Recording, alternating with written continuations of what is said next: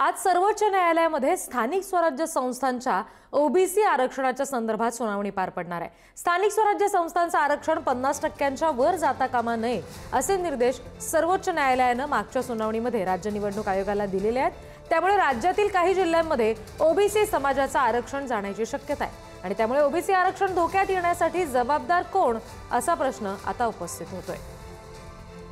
आणखी तपशील घेऊयात प्रतिनिधी शिवाजी काळे यांच्याकडून। शिवाजी,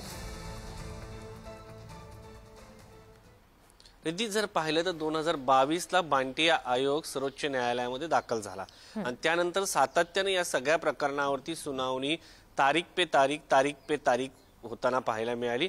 या सगळ्या प्रकरणामध्ये सातत्याने वकील कधी गैरहजर असायचे तर कधी तारीख पुढे जायची आणि हे महाराष्ट्राने उघड्या डोळ्याने पाहिलेलं आहे। सगळ्या या प्रकरणामध्ये आता ही वेळ आलेली आहे की आरक्षण ज्या स्थानिक स्वराज्य संस्थांच्या आरक्षण ओबीसीचं आरक्षण असावं म्हणून हे सगळं प्रकरण घडलं, ज्यासाठी हा अट्टहास करण्यात आला होता। आता तेच आरक्षण मिळत नाहीये आणि सातत्याने 2022 पासून आपण पाहिलं असेल अनेक ठिकाणी राज्यामध्ये प्रशासक नेमण्यात आले। अक्षरशः मुंबई महानगरपालिकेमध्ये सध्या प्रशासक आहे। हे सगळं घडत असताना कारण होतं फक्त स्थानिक स्वराज्य संस्थांच्या निवडणुकांमध्ये ओबीसींना आरक्षण मिळावं। आता प्रश्न असा आहे की गेल्या सुनावणी दरम्यान सर्वोच्च न्यायालयाने असं म्हटलेलं आहे की 50% आरक्षणाची मर्यादा जी आहे ती ओलांडता कामा नये। आता जर ती आरक्षणाची मर्यादा ओलांडली नाही तर अनेक जिल्ह्यांमध्ये ओबीसींना आरक्षण मिळणार नाही। एक बांटिया आयोग 2022 ला सर्वोच्च न्यायालयामध्ये दाखल करण्यात आला होता आणि त्या बांटिया आयोगाने सरसकट ओबीसी समाजाला 27% आरक्षण दिलं होतं। न्यायालयाने 6 मे 2025 ला निकाल देताना असं म्हटलं की बांटिया आयोगाचा आयोग जो आहे तो बाजूला ठेवा, तुम्ही ताबडतोब निवडणुका घ्या। आता याच्यामध्ये असं आहे की न्यायालयाचं म्हणणं असं आहे की स्थानिक स्वराज्य संस्थांच्या निवडणुकामध्ये एससी एसटी वगळता जर ओबीसीचं आरक्षण 50% पुढे गेलं तर त्या ठिकाणी ओबीसीला आरक्षण मिळणार नाही।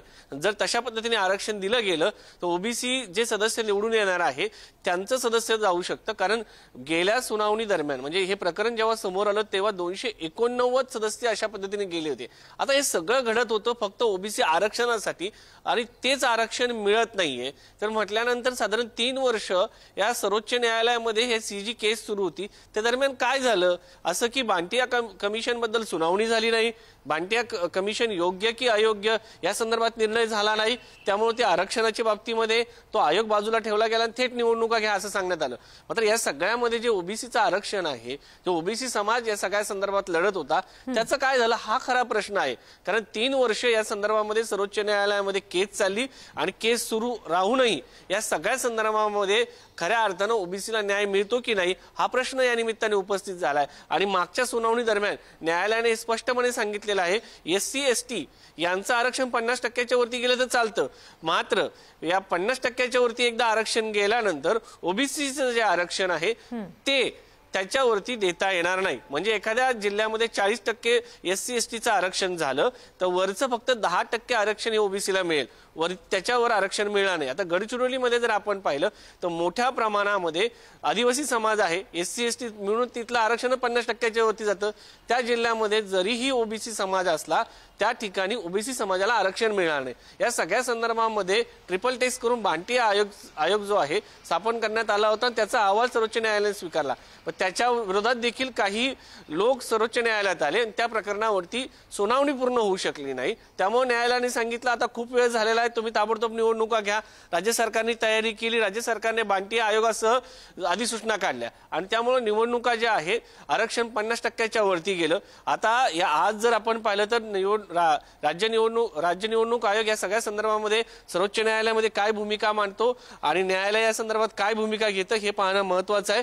मात्र मागच्या सुनावणीच्या दरम्यान 50% वरती आरक्षण आम्ही मान्य करणार नाही असं सर्वोच्च न्यायालयाने म्हटलेलं आहे। त्यामुळे आजच्या सुनावणीमध्ये सगळ्यात महत्त्वाचं हे असणार आहे निवडणुका पुढे ढकलण्याची शक्यता आहे, निवडणूक वेळापत्रकात काही बदल होण्याची शक्यता आहे आणि या सगळ्यामध्ये ओबीसीचं काही ठिकाणी आरक्षण जे आहे त्यांच्यावरती गंडांतर येण्याची शक्यता आहे। त्यामुळे हे 3 मुद्दे अत्यंत महत्त्वाचे आहे आणि ओबीसीचं आरक्षण काही जिल्ह्यामध्ये ज्या जिल्ह्यामध्ये एससी एसटी समाजाची लोकसंख्या अधिक आहे त्या जिल्ह्यामध्ये आरक्षण जे आहे ते जाण्याची शक्यता आहे। त्यामुळे या सगळ्या प्रकरणामध्ये ओबीसींचं जे नुकसान होणार आहे त्याला नक्की जबाबदार कोण, कारण 3 वर्षापासून सर्वोच्च न्यायालयामध्ये केस सुरू असताना न्याय मिळालेला नाही आणि न्यायास विलंब म्हणजे न्यायास नकार असं जे काय आपण म्हणत असतो तसंच काहीसं महाराष्ट्रातील ओबीसी समाजासंदर्भात घडल्याचं पाहायला मिळतं. निश्चित. शिवाजी, धन्यवाद या सगळ्या सविस्तर तपशिलांसाठी.